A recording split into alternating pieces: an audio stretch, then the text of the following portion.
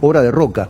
Roca desalojó a los ingleses de Ushuaia, funda la ciudad de Ushuaia y funda la base naval de Ushuaia. Mirá la visión geoestratégica que tenía.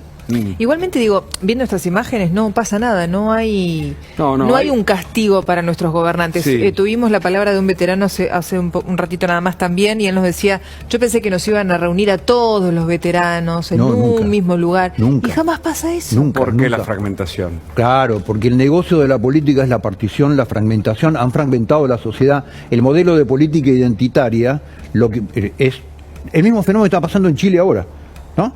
Es buscar identidades histéricas de distintos lugares, juntarlos en una propuesta política, pero ¿qué es lo que te da la política identitaria? Enormes barreras que jamás logran unir transversalmente ninguno de los... Entonces, es decir, nos peleamos entre nosotros. La grieta, el negocio de las grietas. El negocio de la política es la fragmentación y la grieta sistémica. Donde ve algo junto, lo divide. A los veteranos, perdón, te cierro con esto, Hugo, a los veteranos hicieron 40 años de trabajo para fragmentarlos y dividirlos, para que determinados veteranos sean punteros políticos de la política. Después inventaron los soldados movilizados continentales para enfrentarlos con los veteranos de guerra.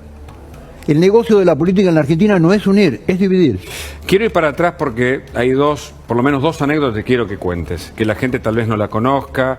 Juan José Gómez Centurión fue comando, es un hombre muy formado en estrategia y tuvo 2 episodios en combate que son dignos de ser destacados. Pero, ¿por qué son importantes hoy? Pensemos la Argentina de hoy y por qué las Malvinas siguen, más allá de que son argentinas, por identidad, ¿por qué son importantes en este mundo globalizado en el que somos testigos de otra guerra, por ejemplo, ¿no?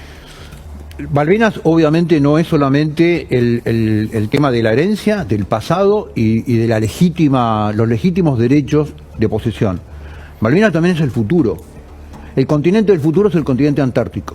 Es el único continente de la Tierra que no tiene división política.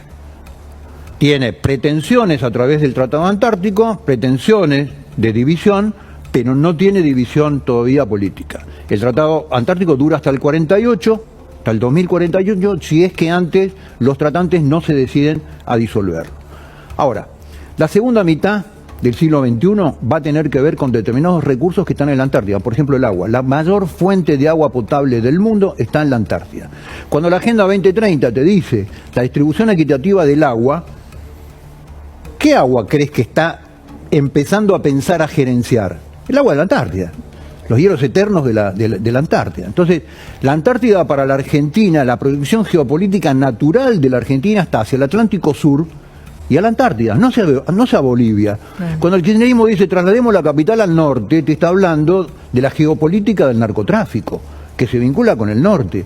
La proyección geopolítica natural de la Argentina es hacia la Antártida. Juan José, hacemos un punto ahí, lo escuchamos brevemente, las palabras de Sergio Massa. No me interrumpas, un minuto, dame para... Cierro y dejas hablar a quien quiera. Pero seguimos, ¿eh? No, pero ¿por qué te digo esto? El camino a la Antártida pasa por el Atlántico Sur, que es el vínculo de comunicación, el control del estrecho de Drake, que es el único pasaje natural entre el Océano Pacífico y el Océano Atlántico, destruido, por ejemplo, en un caso hipotético, Panamá, el canal de Panamá, y esa plataforma enorme de control de la Antártida, el pasaje de Drake, que es Malvinas. Claro. Te cierro con esto, perdón. Ahora sí. ¿Lo escuchás a Massa, Centurión, vos que estuviste en la SILA, que combatiste, que te formaste desde el punto de vista militar, que venís de esa tradición, que sos un hombre que rescata valores patrióticos, y escuchás a los políticos de hoy? ¿Qué te pasa? Por ejemplo, en este revisionismo histórico, si es que lo es, las palabras de Massa. No, Massa no hace revisionismo histórico, sigue el libreto, discurso único desmalvinizador de los 40 años, de los últimos 40 años, poniendo a Malvinas en el lugar de la dictadura, digamos. Esto es, Malvinas tiene 190 años, en el año 82 tenía 150 años de conflicto. Los decisores en la historia son señores que pasan. Si nosotros preguntamos ahora a todos los que están acá, ¿quién fue el gobierno patrio que ordenó la segunda campaña del Alto Perú? Nadie se va a acordar. ¿Sabes por qué? Porque no es importante. Ahora, todo el mundo se acuerda, Vilcapugui, Ayuma, los muertos. Entonces, que la dictadura y Galtieri haya tomado una decisión porque llegaban el cumplimiento del riesgo de prescripción del reclamo, y este es el tema que se cumplía en enero de 1983, el riesgo de la prescripción del reclamo, que es una vieja doctrina